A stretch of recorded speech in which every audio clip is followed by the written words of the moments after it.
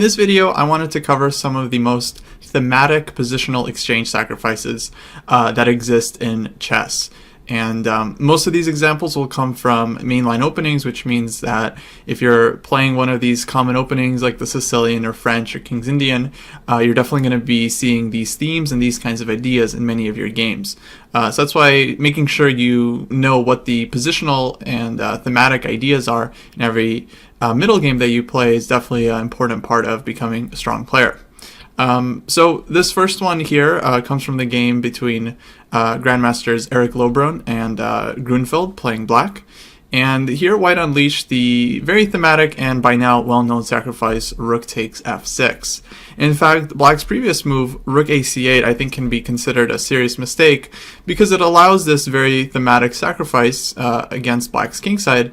And I think a better move would have been knight to d7, just transferring the knight to e5 immediately. This is a well-known idea in this kind of position, coming from Sicilian shenanigan structure.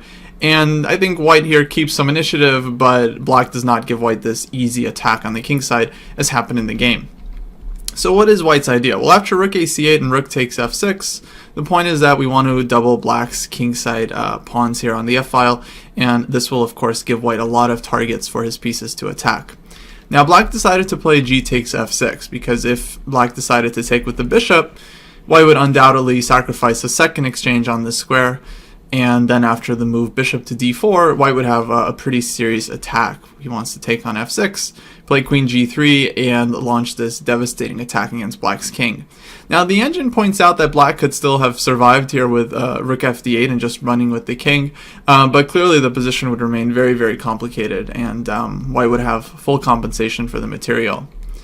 So after G takes f6, White plays bishop d4, taking aim at Black's weakened kingside.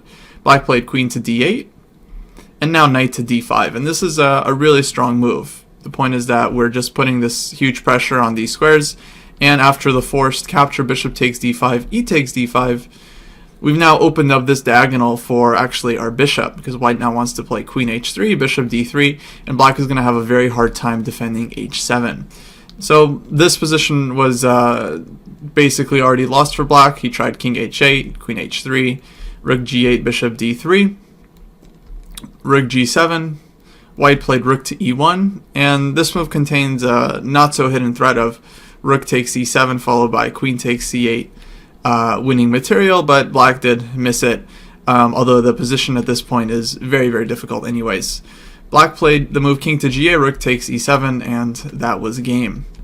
So rook takes f6 is definitely one of the more thematic exchange sacrifices that are out there, and in fact you're going to see the sacrifice on every square in the position where the knight tends to go to. So f6, f3, c6, and c3.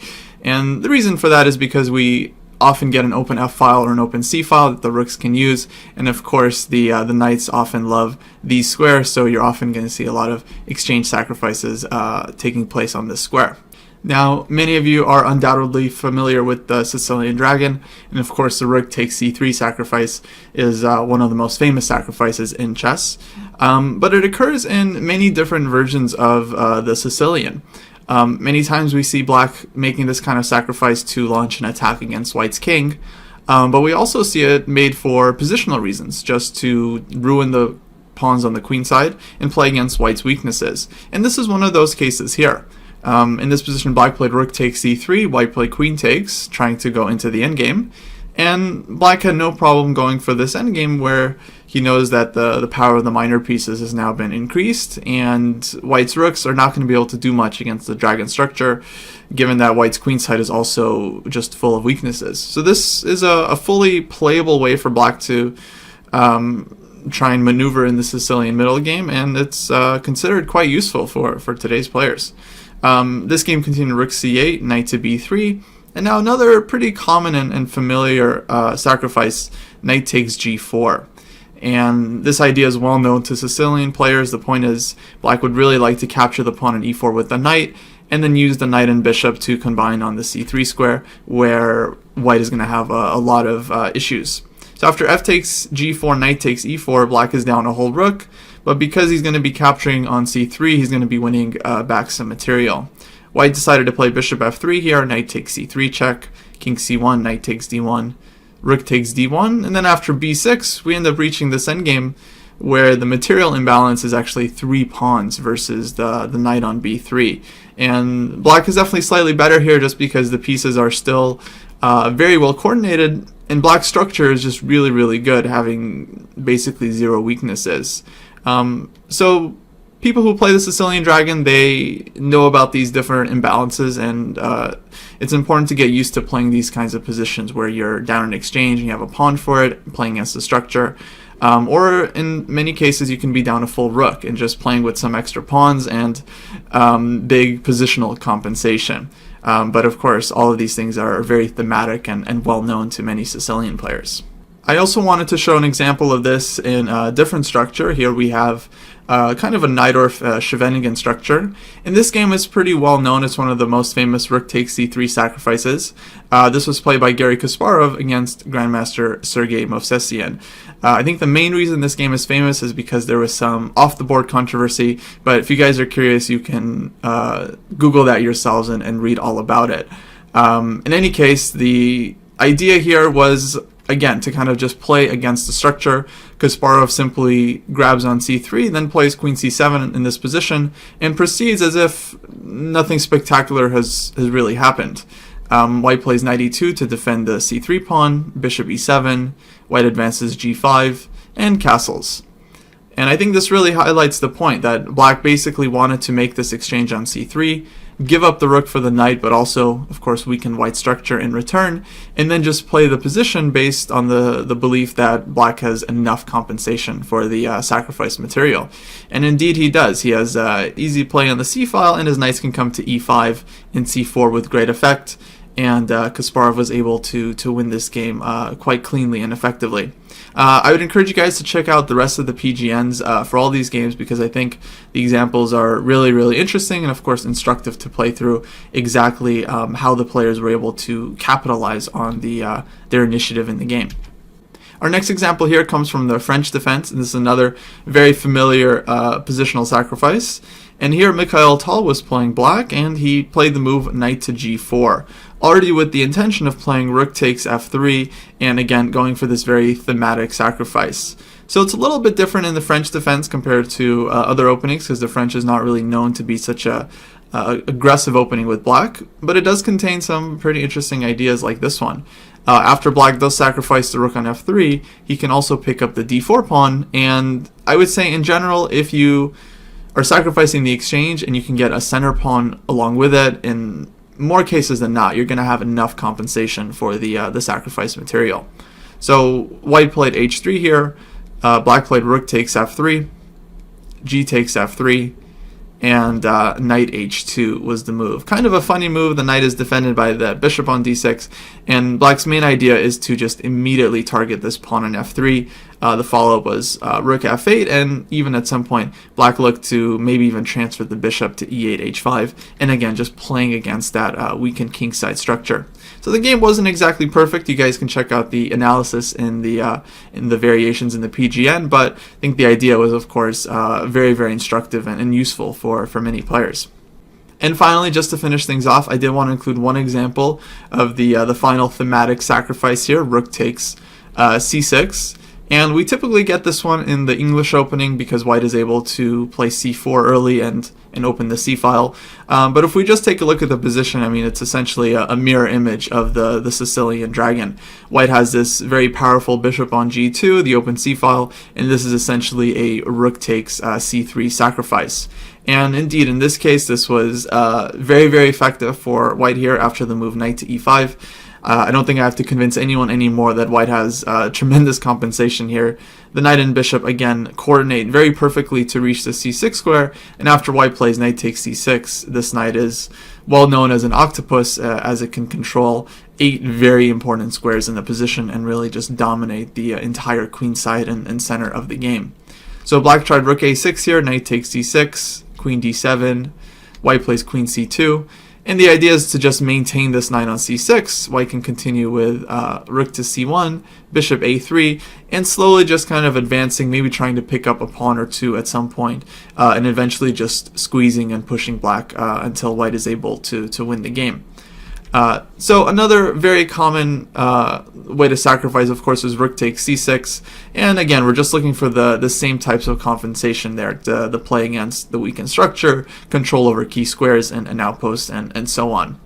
Another sacrifice that takes place on the c6 square is often found in the King's Indian Defense.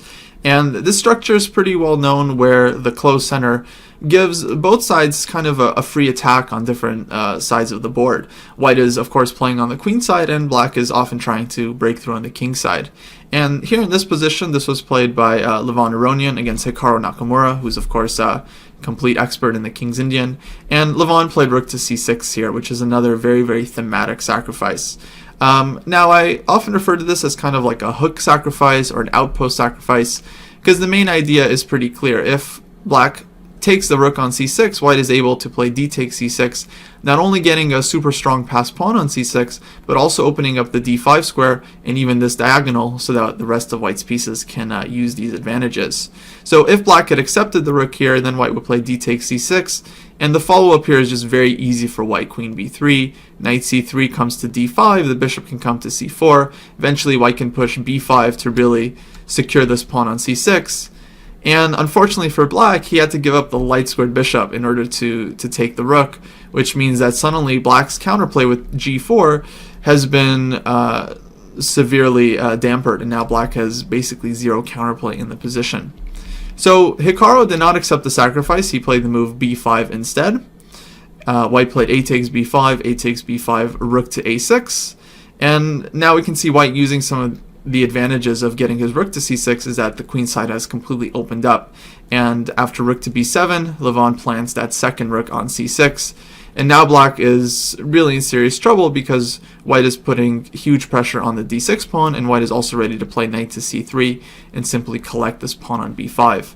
So Hikaru finally did capture the rook, and then after d takes c6, Levon was able to make the most out of this position and come away with a really, really nice win. I want to show you guys one or two more examples here.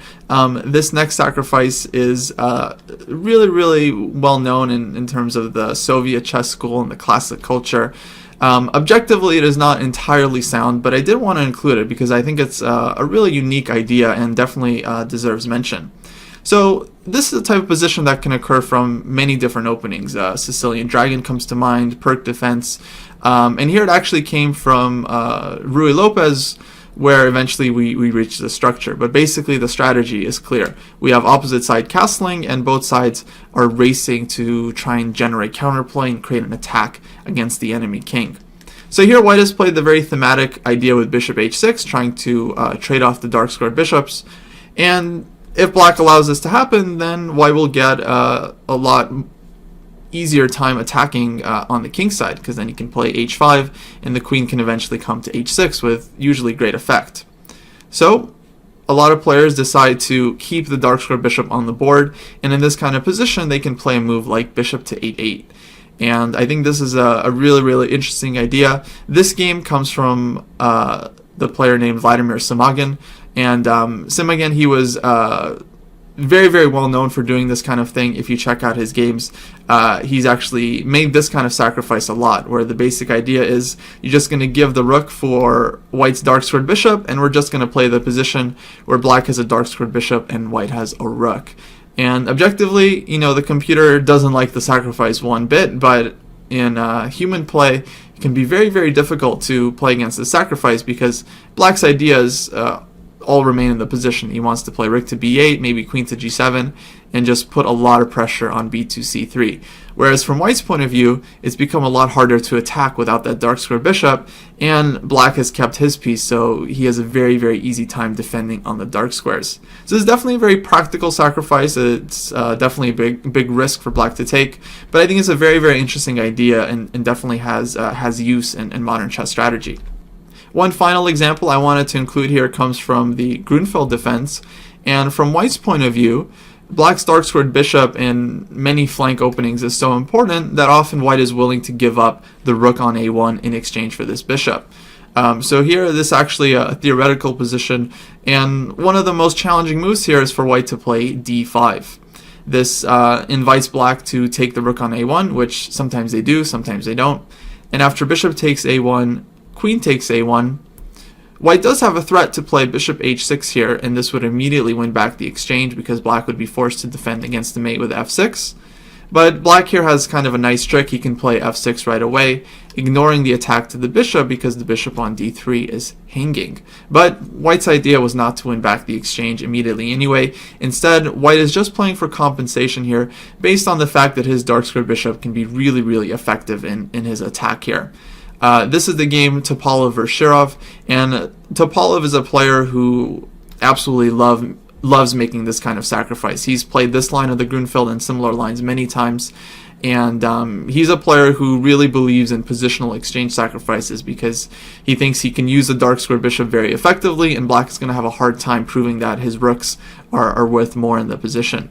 So I'd encourage you guys to play through the rest of this game as I've included the PGN, and I'm also going to be providing many other games that are very, very similar in terms of the idea, just to give you guys a nice variety of different positions where these ideas came up. So I definitely encourage you guys to play through the additional examples. I think they'll be very, very instructive. Here in the video, I just wanted to cover the most absolutely essential positions, the most essential ideas, and of course offer some bonus examples in the course as well. So I'd encourage you guys to check those out, especially how Topalov ends up winning this game, and I'll see you in the next video. Take care.